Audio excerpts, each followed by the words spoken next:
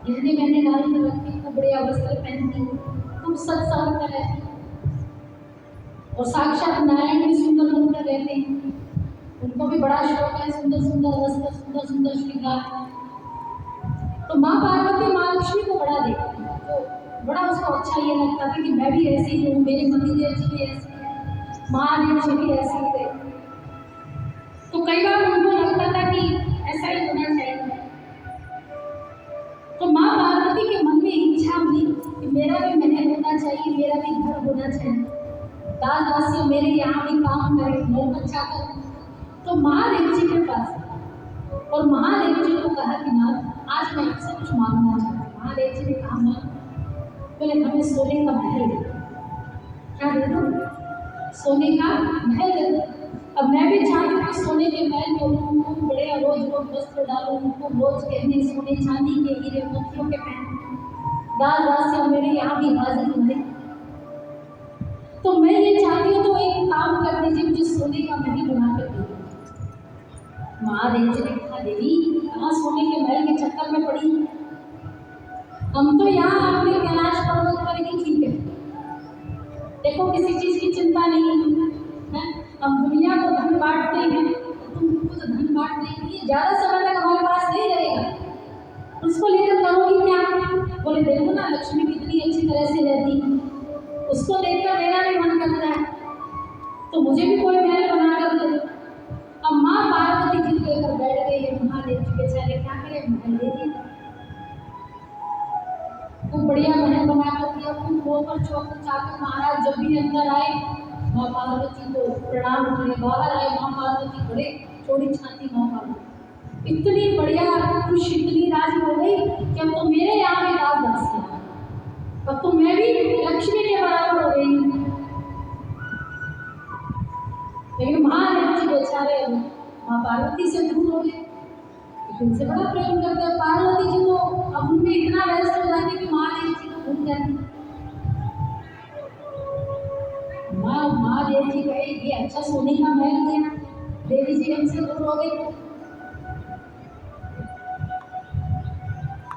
तब महादेव जी ने लीला की पार्वती जी के साथ, पार्वती जी को कहा कि पार्वती सोने का महल तो आपको मिल गया, परंतु इसका कुछ हवन ववन करवाया कि नहीं, थोड़ा पंडितों को बुलाओ, थोड़ा मंत्र मंत्र बुलाओ।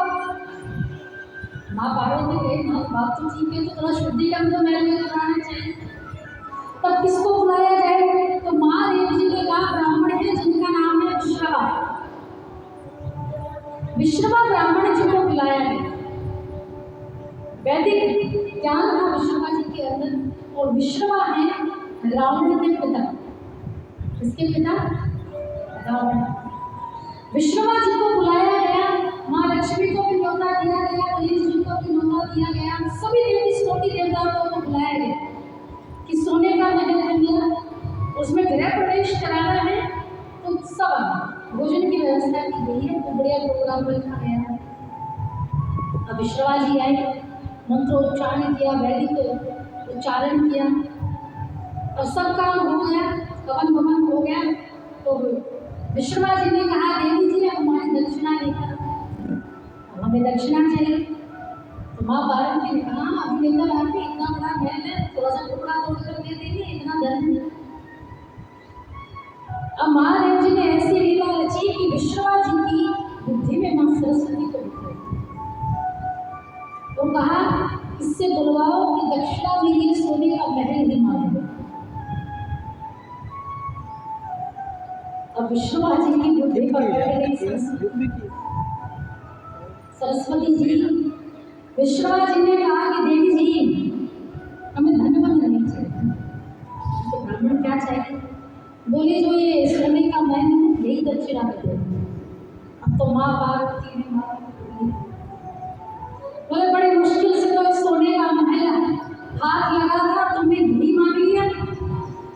बोले ब्राह्मण हम तुम्हें हर चीज दे सकते हैं, इसके बराबर का धन दे देंगे, परंतु ये महल नहीं देंगे। विश्ववा जी ने कहा देवी हम ब्राह्मण हैं, अगर ब्राह्मण की दक्षिणा तुमने नहीं दी तो ब्राह्मण तुम्हें श्राप भी दे सकते। महादेव जी ने आगे महापार्वती जी को कहा कि देवी जी दे दो। अगर इनका श्राप लग गया तो हम तो पूरी सृष्टि में भी नहीं दिखाई देंगे। बेचारी माँ पार्वती, अरे तो क्या करे, बड़ी मुश्किल से सोने का महल मिला था। हार कर माँ पार्वती जी ने वही सोने का महल विष्णुवा जी को दे दिया, जिसके राजा बने कौन? विष्णुवा, और विष्णुवा के पुत्र फिर रावण। और असल में जो सोने की लंका थी वो किसकी थी? पार्वती। किसकी थी? पार्वती जी की थी वो सोने की लंका। आग किसने लगाई? हनुमान जी किसके अवतार हैं? शिव के, शिव के अवतार हैं। जब हनुमान जी का अवतार होने वाला था, भगवान शिव ने कहा देवी अब हम अवतार लेने जा रहे हैं। माँ पार्वती ने कहा तो माँ हम भी आपके साथ चलें, अकेले नहीं जाने देंगे। भगवान शिव ने कहा ब्रह्मचारी बनकर जा रहे हैं तो तुम मेरे साथ नहीं जा सकती। बोले हम तो जाएंगे और जरूर जाएंगे, क्योंकि सोने की लंका को भस्म करना है, हम तो जरूर जाएंगे। माँ देव जी ने बड़ा मनाया माँ पार्वती को, लेकिन पार्वती जी नहीं मानी। और हनुमान जी का जन्म हुआ, लीला कर रहे थे, तो रामचरितमानस के वर्णन आता है कि वो सुंदर नामक पर्वत को पार करके फिर सीता जी का पता लगाने के लिए जाते हैं। और कहीं पर क्या करते हैं? सोने की लंका को जलाते हैं, भस्म करते हैं। और जब सोने की लंका को जला रहे हैं तो पूंछ आगे आती है, पूंछ ने ही आग लगाई। और जब पूंछ सोने की लंका को आग लगा रही थी तो माँ पार्वती बोल रही थी कि देखा मैंने प्राप्त कर लिया, मैंने प्राप्त कर लिया। देवी सोची कि कौन बोल रहा है, आवाज तो पार्वती की लग रही, ये पार्वती है कौन? तो जो हनुमान जी की पूंछ थी वो आ गया। कहा प्रभु हमने कहा था ना अकेले नहीं आने देंगे, हम आपके साथ आए। तो पूंछ बनकर आई थी, तो कौन आई थी? पार्वती जी। और आग किसने लगाई? पार्वती जी ने। बोलिए सोने की लंका अगर मेरी नहीं हो सकती तो रावण की भी नहीं होगी। पार्वती भोले से, बड़ा सुंदर सा ये भाव है।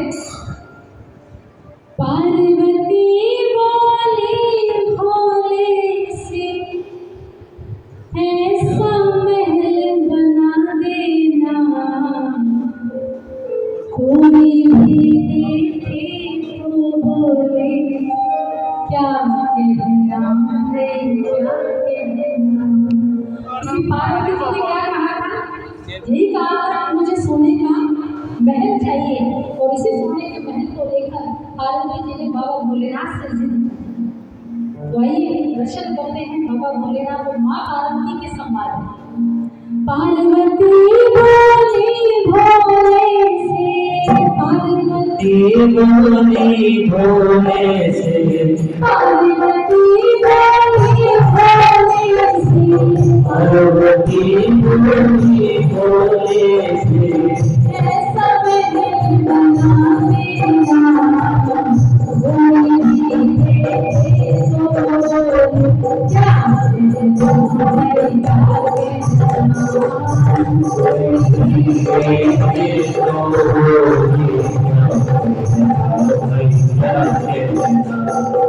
पार्वती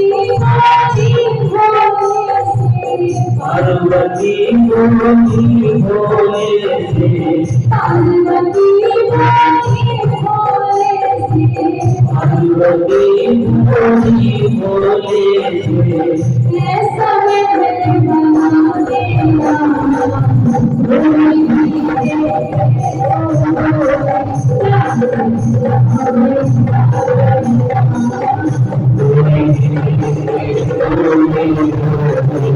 क्या कहना नहीं क्या कहना।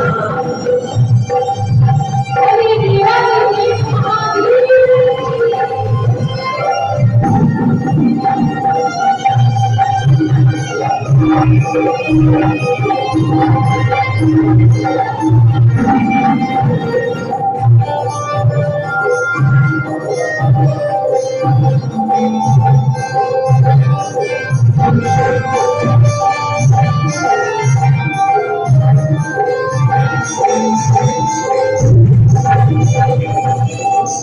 दिन से मैं चाहती आई मुझे हमारे भूल गए के हमारे भूल गए, भाग्य हमारे भूल गए। भाग्य हमारे भूल गए,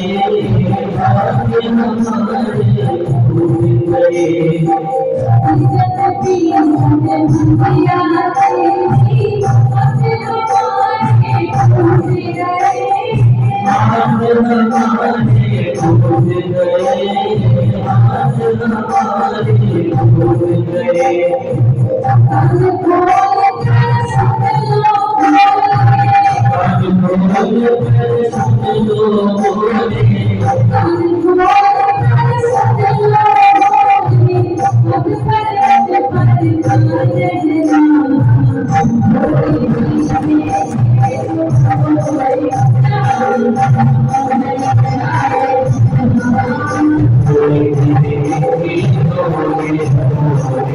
क्या कहना मैं क्या कहना।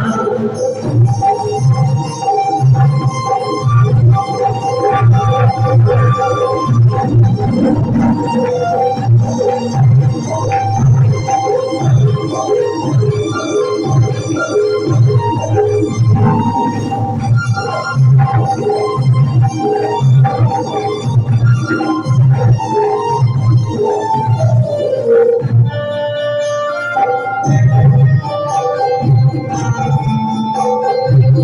मन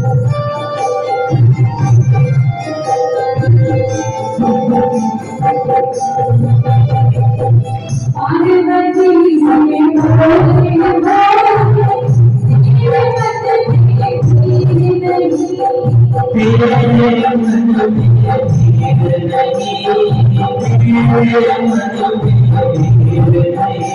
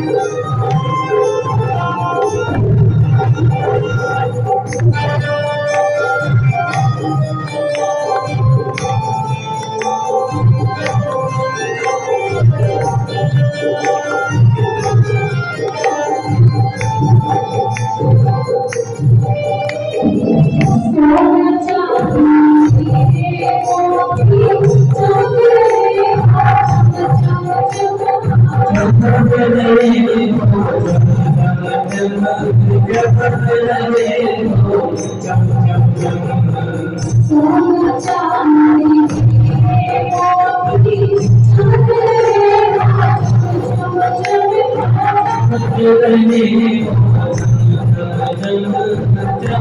रहे चमक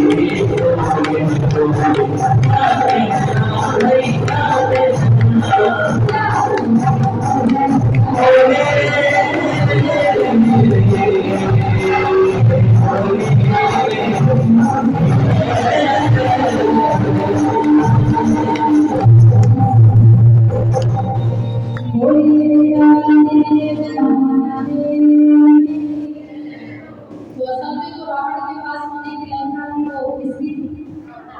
हाँ, वो पार्वती जी। पार्वती जी ने कहा अगर मेरी नहीं थी तो रावण की नहीं थी। इसलिए भगवान नारायण को या राम अवतार लेकर आए। तो हमारे बुद्धि हनुमान नारायण तो हम भी साथ हैं। तो असल में इस प्रकार आती है श्री सुखदेव मुनि का जन्म हुआ। नैमिषारण्य के पावन भूमि में अब सूत जी महाराज कथा सुना रहे हैं 88,000 ऋषियों को, अधिक ऋषियों। अब मैं कथा प्रारंभ कर रहा हूँ श्रीमद् भागवत कथा। तो ये वो कथा है जिसको केवल पिया जाता है, जिसका केवल स्मरण किया जाता है।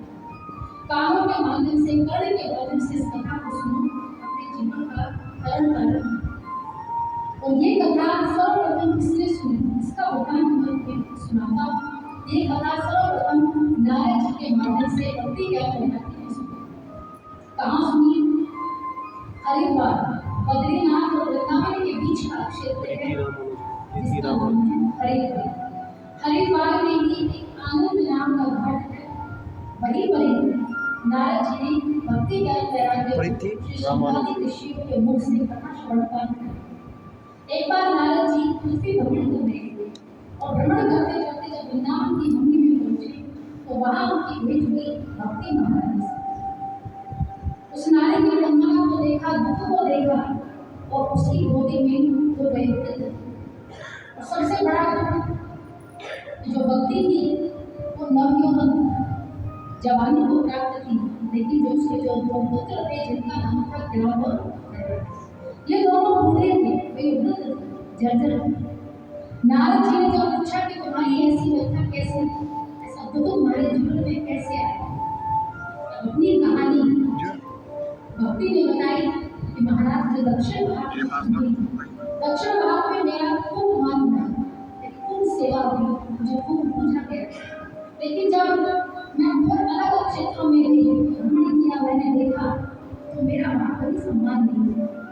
और सम्मान की राह में ही मैं इस वृंदावन की भूमि में आया। इस पावन पवित्र भूमि में कदम रखते ही, क्षण रज को स्पर्श करते ही मेरा जो शरीर है वो नव योद्धा होता है। लेकिन दुख की बात यह है कि माँ तो जवान है, जो दोनों बच्चे बूढ़े हो गए। समाज मुझे कहते दे गई, समाज मुझे क्या कहती कि माँ तो जवान बच्चे बूढ़े। मेरे इस दुख को दूर कीजिए। और नारद जी के सामने आकाश वाणी हुई, जिसके माध्यम से भगवान जी का सत्कर्म का कार्य कहा।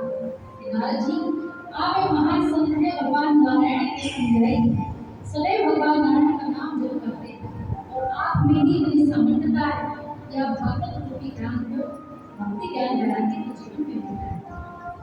नारद जी की भेंट हुई बद्री का आश्रम में, बद्रीनाथ में संतादी बद्रीनाथ बद्रीनाथ गए नारद जी, तो नारद जी के मुख पर जब चिंता के भाव देखे, जानना चाहा कि आपके जीवन में दुख क्या है, कष्ट क्या है। तो नारद जी ने कहा कि सब आत्मा के जीवन में जब भी दुख आता है, कष्ट आता है, उनके मुख पर चिंता के भाव आते हैं, तो वो केवल अपने कल्याण के लिए नहीं आते, तो जगत के कल्याण के लिए आते हैं। हे संताली ऋषि, आप भक्ति ज्ञान वैराग्य को श्रीमद् भागवत मूर्ति ज्ञान देकर उनके जीवन को प्रकाश करें। अब आप हमें ये सप्ताह ज्ञान की कथा हमको श्रवण करें। उनके दोनों पुत्र ज्ञान वैराग्य के मूर्छा को दूर कीजिए। तो कहाँ सुनाई जाए? संताली ऋषियों ने कहा कि वृंदावन से भक्ति महारानी के दोनों पुत्रों को लेकर आएगी और बद्रीनाथ से थोड़ा आप नीचे आइए और भक्ति महारानी ऊपर आए। उनके बीच का स्थान है हरिद्वार। हरिद्वार को हरिद्वार भी कहते हैं और हर भी कहते हैं। यहाँ दोनों देव विराजमान हैं, दोनों आराध्य विराजमान हैं। भगवान नारायण भी विराजमान हैं, भगवान शिव भी विराजमान हैं। आप ऊंचे पर्वतों पर जाएंगे तो आपको महादेव जी मिलेंगे और थोड़ा सा नीचे आएंगे तो आपको भगवान नारायण मिलेंगे। जैसे कि बद्रीनाथ नीचे, यानी जहाँ पर जन समुदाय रहता है, साधारण जन रहते हैं, उस क्षेत्र को कहते हैं हरिद्वार। आपने देखा होगा केदारनाथ वो कहाँ है, यानी भगवान शिव कहाँ रहते हैं? ऊपर के क्षेत्र में रहते हैं, जहाँ साधारण मनुष्य का जाना संभव है। वो जा सकते तो कब जा सकते हैं? तो दर्शन मात्र जाएंगे, लेकिन वो रहेंगे नहीं, वो घर बनाकर नहीं रह सकते, तो निषेध है। तो उस क्षेत्र को जहाँ महादेव जी विराजमान रहते हैं, उस स्थान को कहते हैं हरिद्वार। और जहाँ पर साधारण मां गंगा जी विराजमान है, चरणों में विराजमान है, उस स्थान को कहते हैं हरिद्वार, जो हरि का द्वार है। और जो हरि का द्वार है, ये शिव का द्वार है। अगर आपको शिव की आराधना करनी, शिव की साधना करनी है, तो आपको ऊंचे जाना पड़ेगा, ऊंचे स्थानों पर जाना पड़ेगा, हिमालय जाना पड़ेगा, गुफा में जाना पड़ेगा, ठंडे स्थानों पर जाना पड़ेगा। तो इसका स्थान है तो हर का स्थान, यानी महादेव जी का स्थान। तो जिन सदग्रस्तों को भगवान श्री हरि की भक्ति प्राप्त करनी है, तो उसको हरिद्वार आना पड़ेगा। तो ये दो स्थान हैं उत्तराखंड की भूमि, हरिद्वार और हरिद्वार। उस हरिद्वार में भी एक आनंद नाम का घाट है, और वहीं पर नारद जी भक्ति महारानी को दोनों पुत्रों को लेकर आए, संघाती श्री बद्रीनाथ से आए, और 7 दिन तक श्रीमद् भागवत कथा भक्ति महारानी ज्ञान कराती को श्रवण कराती। 7 दिन की कथा सुनने के बाद भक्ति महारानी की अवस्था और हष्ट-पुष्ट हो गई। उसका सबसे ज्यादा प्रभाव पड़ा तो उसके दोनों पुत्र ज्ञान वैराग्य की मूर्छा सदैव के लिए छूट गई। भक्ति जन के दोनों पुत्रों को देखा तो बिना देखे काम जलती भी हरि नाम संकीर्तन करती भी ज्ञान वैराग्य के साथ पूरे कथा पंडाल में नृत्य कर रहे। अद्भुत श्रीमद् भागवत की कथा, इसलिए भक्ति महारानी के दुखों को दूर किया, ज्ञान वैराग्य की मूर्छा को। एक माँ का अपने दोनों पुत्रों से मिलना आया, और इसी हरिद्वार की भूमि में आपको दोनों चीजें मिली। सबसे ज्यादा जो ज्ञानी भूमि है ना, वह तो हरिद्वार में है। सबसे ज्यादा ज्ञानी जो संत महात्मा जो आपको कहते हैं ना, पहुंचे हुए संत महात्मा साधना वाले होंगे, वो आपको हरिद्वार में। धर्मशालाएं आपने कभी देखी हो तो उनके ऊपर लिखा हुआ होगा फलाने ने ये धर्मशाला बनाई, फलाने संत की ये धर्मशाला। तो सबसे ज्यादा कहते हैं कि अगर आपको ज्ञान देखना है तो हरिद्वार में आपको मिलेगा, भक्ति अगर आपको देखनी है तो वृंदावन में, और वैराग्य अगर आपको देखना है तो दक्षिण।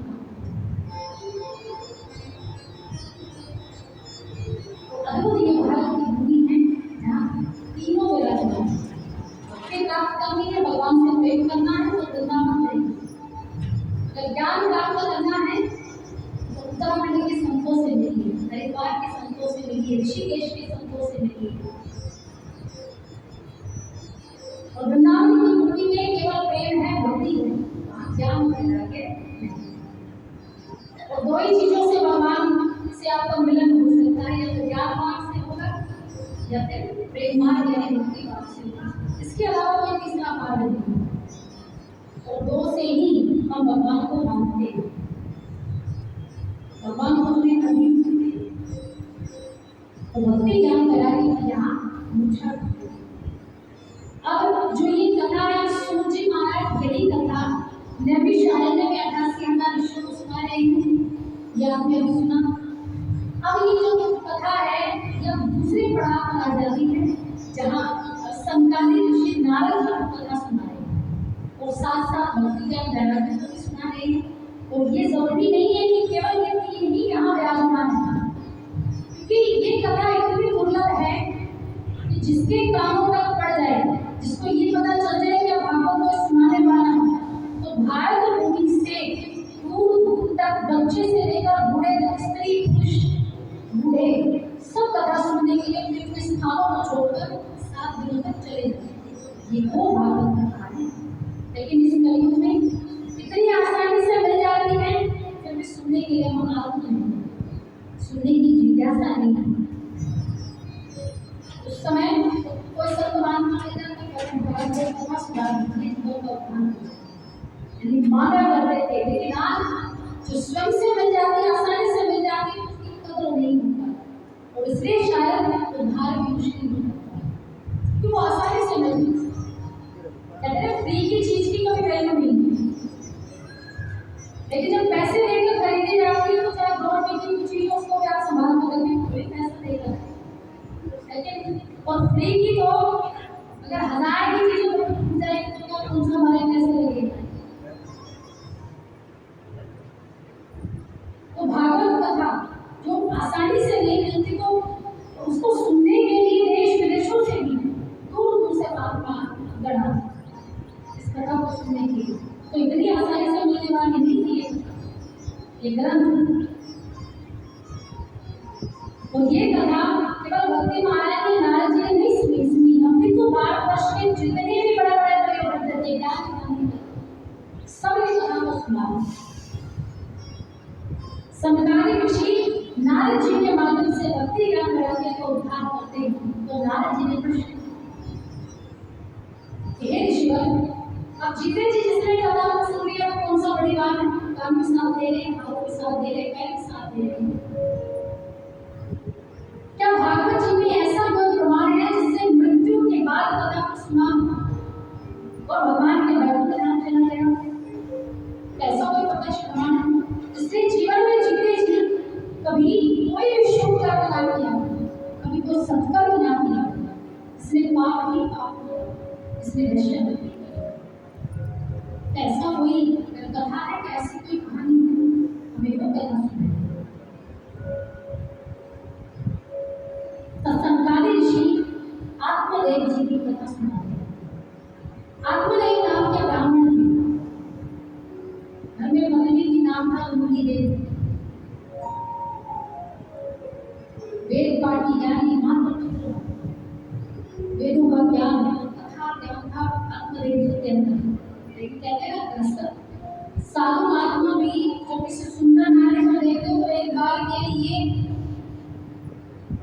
उनका भी मोह भंग हो जाता है, उनका भी अच्छे अच्छों का भी। ये ग्रस्त ऐसी चीज नहीं है, पुत्र हो एक बार 2 दिन में आ जाए उसी समय मोह पड़ जाता है। मोह इतनी बुरी चीज, इतने बड़े विद्वान होने के बाद भी आत्मदेव जी के जीवन में वैराग्य, पत्नी से बड़ा प्रेम किया करते थे, वो बढ़िया ग्रस्त चल रहा, लेकिन मन में एक भाव सदैव मन में एक आत्मग्लानि रहती कि मेरा पुत्र नहीं।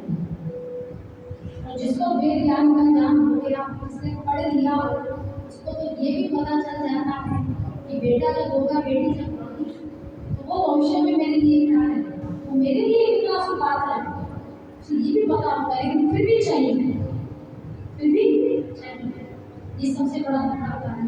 पता होने के बाद भी कहते बेटा सुपात्र है।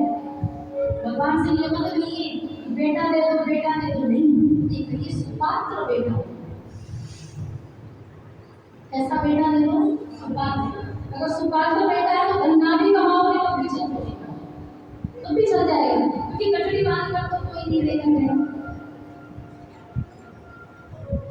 सुपात्र है तो धन ना कमाओगे तो भी चल जाएगा, जितना सुबह शाम 2 वक्त की रोटी मिल रही है तो उसमें भी संतोष है।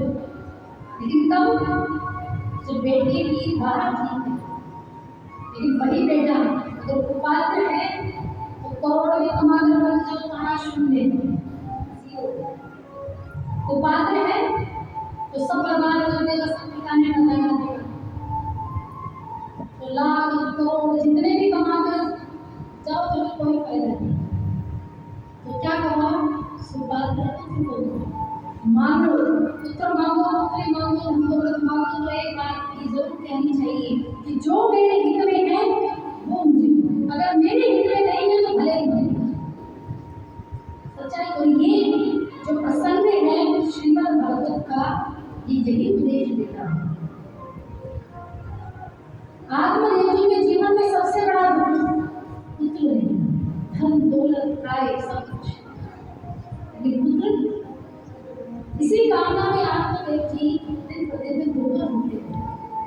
आत्मज्ञानी मैं अपनी पत्नी को एक पुत्र नहीं दे पाए, मेरे जीवन का सबसे बड़ा दुर्भाग्य है कि मेरा कोई पुत्र नहीं। एक दिन मन में इतना अगाध दुख हुआ और इस जीवन को समाप्त करने के लिए आत्महत्या करने के उद्देश्य से जन्म लिया। और मैं आपको बताऊं, जब भी किसी को ये लगता है कहीं ना कोई विपत्ति आने वाली, तो कोई ना कोई एक व्यक्ति आपसे जरूर भेंट करेगा, आपको सही राह दिखाएगा। और जो दुर्भाग्य हमारा ये होगा उस राह को हम मान लेंगे, सबसे बड़ा दुर्भाग्य। ऐसा ही आत्मदेव जी के साथ हुआ। आत्मदेव जी का मिलन हुआ महात्मा जी ने देखा आत्मदेव जी रोज जा रहे और कुएं के ऊपर जो जगह होती है ना, और सोचे कि कूद जाऊं, अभी अपनी जीवन लीला समाप्त करूं। इतने में महात्मा जी ने हाथ पकड़ लिया। तो कहते महात्मा जिसका हाथ पकड़े तो फिर उसको निश्चिंत हो जाना चाहिए, उसे चिंता छोड़ देनी चाहिए, फिर चिंतन करना चाहिए। महात्मा जी ने आत्मदेव जी का हाथ पकड़ क्या दुख है, क्या कष्ट है, ये जीवन बड़ा अनमोल, ये शरीर बड़ा अनमोल, इसे इतनी जल्दी समाप्त करना चाहते हो, अपने दुख का कारण जो है महाराज बेटा ब्राह्मण जिसके बेटे हैं, एक बार उसे पूछ कर देखो कि कितना सुखी है। बोले महाराज ये जो शास्त्रों की बातें आप मुझे बता रही हैं मैं बोले तो मानते ही नहीं। बोले अभी मानने का समय नहीं है, मुझे तो केवल बेटा चाहिए, उसका कोई उपाय बताओ। महात्मा जी समझ गए कि अभी इसकी बुद्धि में बात बैठने वाली है, इसके साथ प्रैक्टिकली होगा तब ये जानेगा कि जो कि महात्मा जी ने अपने झोले से फल निकाला और आत्मदेव को कहा कि ब्राह्मण ये जो फल है ये कोई साधारण फल नहीं है, ये मेरी कठोर तपस्या का परिणाम है, इसे जाओ अपनी पत्नी को खिला देना और कहना कि कुछ नियमों को धारण करके ही संतान को जन्म देना। नियम सदा सत्य बोलना, जो कि पत्नी के लिए धुंधली ने भी मारा, हर वक्त झूठ, लड़ाई झगड़ा करना, पड़ोसियों के घर जाती सास की चुगली बहू के सामने, बहू की चुगली सास के सामने, और जब तक दोनों में डंडे ना बच जाए तो भोजन भी ना दे। ऐसी प्रवृत्ति, दुष्ट प्रवृत्ति की भूमि। महात्मा जी जानते थे कि 9 महीने तक अगर ये नियम रखेगी तो संतान इसकी सुपात्र होगी, अन्यथा फल दिया। आत्मदेव जी को कहा जाओ अपनी पत्नी को खिला देना, कहना सदा सत्य वचन का पालन करे, मृदुभाषी बने, नियमों का जब वो पालन करेगी उसे सुंदर पुत्र और भगवान पुत्र की प्राप्ति। आत्मदेव जी ने धुंधली देवी जी को कहा कि आप स्नान करके आइए, आपको प्रसाद खिलाना। धुंधली देवी स्नान करके आई, बोली महाराज क्या प्रसाद लेकर आए? बोली महात्मा से प्रसाद लेकर आया। 9 महीने बाद सुपात्र पुत्र होगा, भगवान पुत्र हमें मिलेगा। धुंधली देवी ने कहा महाराज तो इस फल खाने से भी संतान होगी क्या? हमें संतान नहीं चाहिए। बोले देवी तुम्हें नहीं चाहिए लेकिन मुझे तो चाहिए। अरे मृत्यु के बाद मेरा श्राद्ध कौन करेगा? भोजन देने के लिए, पानी देने के बाद कर देने के लिए तो चाहिए। बोले देवी आप मेरी आज्ञा मानिए, इस फल को खा लीजिए, हमें सुपुत्र हो। धुंधली देवी महाराज अब आत्मदेव जी करे, आत्मदेव जी का एक काम करिए, आप अपने काम निपटा लीजिए, हम बाद में खाएंगे। आत्मदेव जी चले, इतने में धुंधली देवी धुंधली देवी की बुद्धि में आया। कहते हैं जो व्यक्ति गलत सोचता है वो गलत ही करेगा। और सोचे महाराज कपड़ों सबको देखा था, 9 महीने का गलत भाट किया, प्रसव पीड़ा आती है तो दर्द सहन करना पड़ता है, उसका लालन पालन हो, उसको स्वच्छ रखने में अपनी जवानी खो देनी पड़ती, अपनी सुंदरता खोनी पड़ती है। माँ बच्चे के पालन पोषण मैं कदापि नहीं। 9 महीने तक इतने बड़े पेट को लेकर घूमो, कहीं नहीं जा सकते। मैं इतनी सुंदर एक पुत्र के लिए मैं अपनी सुंदरता को छावर कर दूं, मैं कदापि नहीं। इस पल को मैं कदापि नहीं। इतने में धुंधली देवी की बहन का आना हो, उसने कहा तू सोच क्या रही? ये सोच रही कि फल खाऊं कि ना खाऊं? बोले तू चाहती क्या है? बोले पुत्र की चाहती हूँ, परंतु मुझ पर कोई कष्ट भी ना आए, मेरा शरीर भी ऐसा कैसा ही रहे। लेकिन जब तक फल नहीं खाऊंगी तो पुत्र कैसे? बहन ने कहा चिंता क्यों करती? देख तेरे पास धन की कमी नहीं है तो मेरे पास संतान की कमी नहीं है। मैं 1 महीने के गर्भ से 9 महीने बाद मैं तुझे पुत्र दे दूंगी और इसके बदले में तू मुझे धन दे। धुंधली देवी कुछ करना भी नहीं पड़ा तो पुत्र भी मिल जाएगा। तो फल का क्या करूं? बोले तेरे घर में जो गाय है ना वो तो बंद है, उसको डालना, जो होगा उसे हो जाएगा। तो फल को धुंधली देवी ने गाय की टोकरी में डाला, गाय ने तुरंत उस फल को। अब घर में महाराज गर्भवती नारी का वेश बना कर रहने लगे। आपको देख जो बड़े पसंद कि 9 महीने कब पूरे हो तो मेरे घर जाना है, कुछ रह रहे। आत्मदेव जी इंतजार करते रहे, 9 महीने बीते। धुंधली देवी ने कहा ना मैं तो अगर संतान उत्पत्ति करूंगी तो अपने बहन की गर्भ करूंगी। बोले क्यों? बहन की गर्भ करेगी, ये पुत्र को जन्म दे दे। बोले अरे मैं अपने घर जाऊंगी तो बढ़िया जापा मेरी बहन निकालेगी, मेरी माँ बढ़िया मेरी देख रेख करेगी। मेरी बहन आएगी, मेरी बहन आएगी, यहाँ तेरी बहन आएगी और सारा झाड़ू लगा कर चली जाएगी।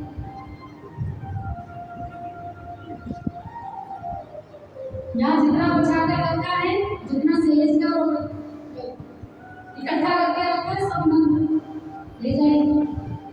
बोले आपको पुत्र चाहिए कि नहीं? अब आपको देख बेचारे झुके कि पुत्र तो चाहिए, जैसे जैसे उसकी बात मानी तो अपनी बहन के घर गई और बहन के वहां से पुत्र को ले गई। आप मुझे बड़े पसंद होंगे, भगवान को धन्यवाद किया, सब महात्मा जी को धन्यवाद किया। महात्मा जी आपके आशीर्वाद का फल है, फलित। उसके 3 महीने के बाद गाय को लिए क्योंकि महात्मा का परिणाम था शरीर मानव का कान गाय। महात्मा जी की जो खुशी थी, आत्मदेव जी की जो पसंद है उनको भूमि जहाँ एक संतान की काम करनी, यहाँ 2 संतान उनकी खुशियाँ बांटी हुई, लड्डू बांटे गए, पूरे घर में खाए लगे कि मेरे नाम जो पहला पुत्र होगा उंगली का उसका नाम रखा गया उंगली गाय। और जो गाय से पुत्र हुआ था, जिसके कान गाय के थे, उसका नाम रखा गया गोकर्ण, क्योंकि उसके कान किसके जैसे थे? गाय, इसलिए नाम रखा। दिन प्रतिदिन दोनों बड़े होते गए। एक ही छत के नीचे, एक ही माता पिता के छाया के नीचे दोनों का लालन पालन हुआ। लेकिन दोनों के स्वभाव में दिन रात का अंतर। क्यों? क्योंकि एक झूठ की प्रवृत्ति का परिणाम है जिसका नाम है धुंधकारी, और एक सत्यता का प्रमाण है जो है गोकर्ण। ये महात्मा की तपस्या का परिणाम है। अपने पिता की भांति वेद पाठी ज्ञानी धन सर्वगुण संपन्न गोकर्ण महाराज, सर्वगुण संपन्न। समय बीतता गया, 12 वर्ष की आयु गोकर्ण महाराज की हुई। गोकर्ण महाराज अपने पिता से बोले, पिताश्री अब मुझे गुरुकुल जाना चाहिए, मैं गुरुकुल जाना चाहता हूँ। उस समय आत्मदेव जी ने अपने बड़े बेटे के कर्मों को देखा तो अपने पुत्र के सामने रोने लगी, गोकर्ण के सामने रोने लगी। गोकर्ण ने अपने पिता आत्मदेव जी को शरीर का ज्ञान दिया, गुरु का ज्ञान दिया कि पिताश्री ये शरीर है, ये 8 मास का, इसके ऊपर बस एक छाया लगता है कि मेरी जो सुंदरता सुंदर दिखने देती है, परंतु पिताश्री इस जीवन में आगे का इस मनुष्य शरीर धारण करने का तात्पर्य केवल एक है, जागृति करो, अपना कल्याण करो, एक ही इसका उद्देश्य। पिताश्री अब आपकी आयु हो गई है, अब आप घर बार छोड़कर वैरागी जीवन धारण करते हो। शास्त्रों में कहते हैं कि 50 वर्ष तक की आयु तक माता पिता को अपने पुत्र और पुत्रियों का खूब बढ़िया रखरखाव करना चाहिए, लालन पालन करना चाहिए। परंतु जैसे ही 50 से ऊपर आयु हो जाए, 51 में आप प्रवेश कर जाए, तो आपको वैरागी की ओर प्रवेश करने की तैयारी कर लेनी चाहिए।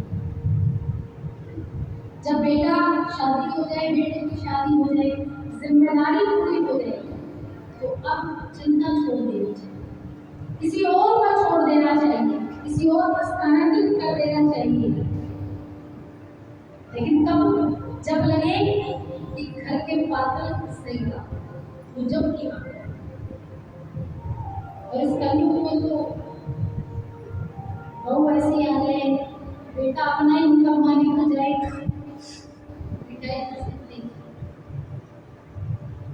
परंतु स्थानांतरित करना जरूरी है कि आपने अपनी जिम्मेदारी निभाई है, आप आगे किसी और को दे दीजिए कि अब तुम अपनी जिम्मेदारी निभाओ। तो खुद का क्या फर्ज है, खुद का क्या कर्तव्य है, हरी वजह की ओर लौटना चाहिए, अब हरी रास्ते की ओर चला जाए। 50 के बाद आप गिनती करेंगे तो उसके पीछे क्या लगा है, गिनती आती 51, 52, क्या लगा है पीछे? 1। कहने का तात्पर्य बन जाने की तैयारी करें। 60 तक कोशिश कर लो कि पूरा वैराग्य हो जाए। कलयुग की अवस्था को देखने में कहा गया क्योंकि इतनी ही आयु है, 60 तक है मैक्सिमम आयु यही, और अंत में आते आते तो 20 वर्ष लगते हैं।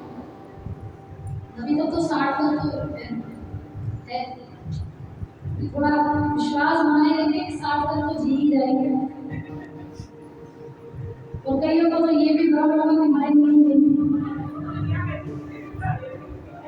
है ना, ये भ्रम भी तो रहता है कि मारे नहीं, हमें तो भगवान ने कहा मेरा बेटा हम होगा, कईयों को तो ये भ्रम रहता है।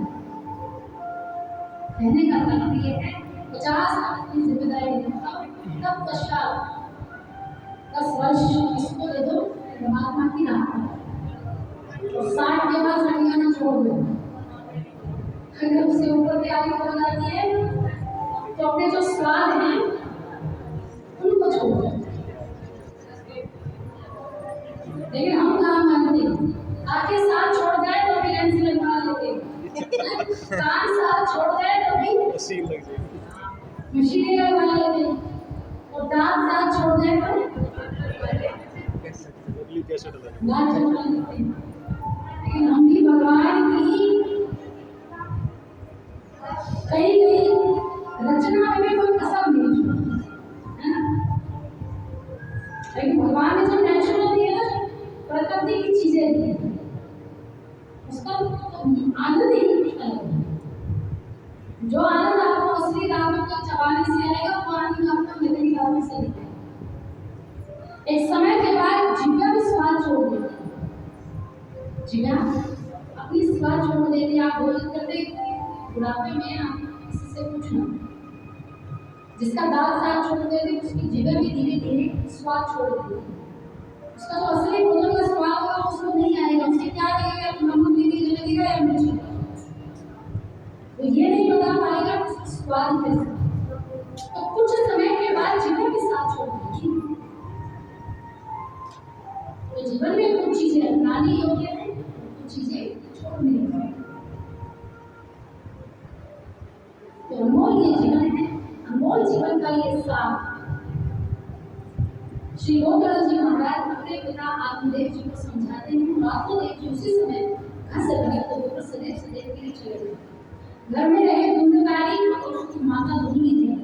एक दिन धुंधकारी 5 वैश्यों को लेकर आए, संग किया और उनका भरण पोषण करने के लिए अपनी माता से धन मांगा। माँ धन नहीं दे पाई तो विचार आया, जो धुंधकारी था उसने अपनी माँ को खूब मारा और इतना पीटा कि धुंधली देवी मर गई। 5 वैश्य आई, राजा का धन उठकर लेकर आए। वैश्याओं का पेट नहीं भरना। वैश्याओं को पता चला कि राजा का धन होता है, लेकिन राजा कल को हमें दंड नहीं देगा, तो बिना इसे ही मार दिया गया। तो धुंधकारी को 4 पावों पर बांध दिया गया और जलते हुए अंगारे धुंधकारी के चीते उसके मुंह में डाले गए, जिससे दर्दनाक पीड़ा धुंधकारी को हुई और उससे उसकी क्या हो गई, मृत्यु के बाद उसे प्रेत योनि मिली।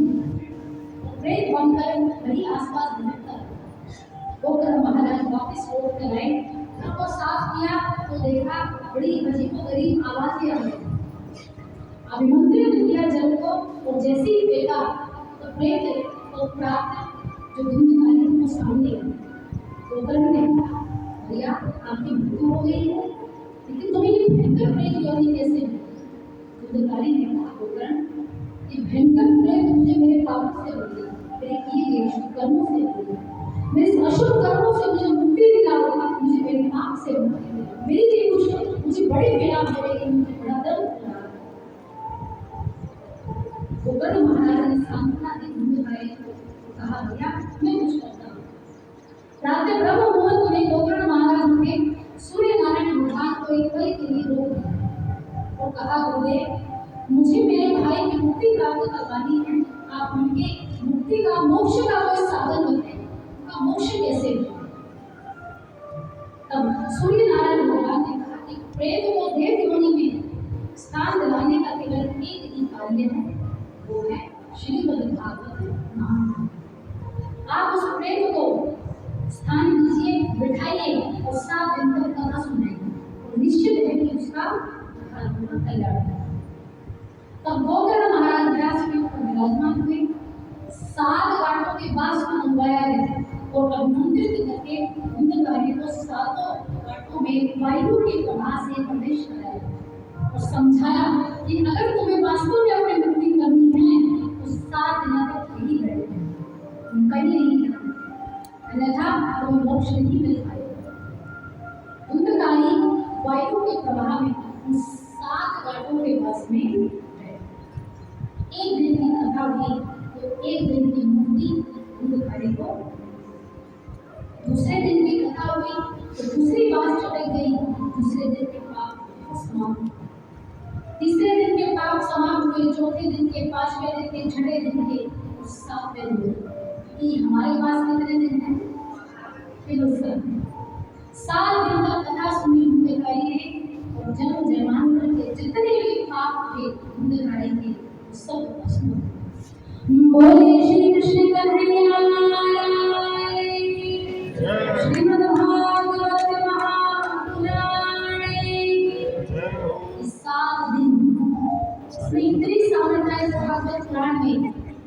प्रेम के जीवन के जन्म जन्मांतर के जितने भी पाप थे वो सब क्या हो गए?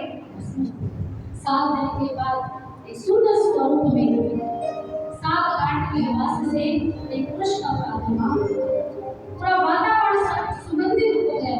जहाँ प्रेम से गुजर रहा थी वहाँ धुंधकारी के हृदय से मुक्ता का सुंदरता उत्पन्न। गोकर्ण महाराज ने उस निराकार रूप को देखा, पूछा तुम कौन हो? बोले भैया मैं वही धुंधकारी हूँ, आपने मेरी मुक्ति की, धन्य है आप जैसे गोकर्ण महाराज जैसे संत, धन्य है ये भागवत होगी, इसने मुझ जैसे पापों को बिठाया। और जिसके भी यहाँ पितृ दोष होता है, जहाँ पितृ नाराज हो जाते हैं, प्रेत योनि में चले जाते हैं, तो वो अपने जीवन में भागवत महापुराण अवश्य करवाए, इससे जो उनके पितृ हैं वो देव योनि को प्राप्त हो जाते हैं। ये प्रमाण है भागवत जी में धुंधकारी के विषय। बोले भक्तवत्सल भगवान की धुंधकारी का यहाँ उद्धार हुआ। गोकर्ण महाराज, अभी तीसरे पड़ाव पर कथा आई जहाँ गोकर्ण महाराज ने किसको कथा सुनाई? धुंधकारी को कथा सुनाई। और धुंधकारी का क्या हुआ? तो यहाँ श्री शंकराचार्य ऋषि नारद जी को ये कथा श्रवण कराते हैं। जो ये कथा है सबसे पहले भगवान विष्णु के मुख से ब्रह्मा जी को प्राप्त हुई। जो भागवत रूपी फल है ये भगवान के साक्षात मुख से, नारायण के मुख से ब्रह्मा जी को प्राप्त हुई। ब्रह्मा जी से ये कथा प्राप्त हुई है संगादिक ऋषियों को। संगादिक ऋषियों से ये कथा प्राप्त हुई है नारद जी को। और नारद जी से श्री वेदव्यास जी को प्राप्त हुई। वेदव्यास जी से ये कथा श्री शुकदेव मुनि को प्राप्त हुई। और श्री शुकदेव मुनि से ये कथा उसको प्राप्त होगी? राजा परीक्षित। बोलिए श्री कृष्ण कन्हैया महाराज की।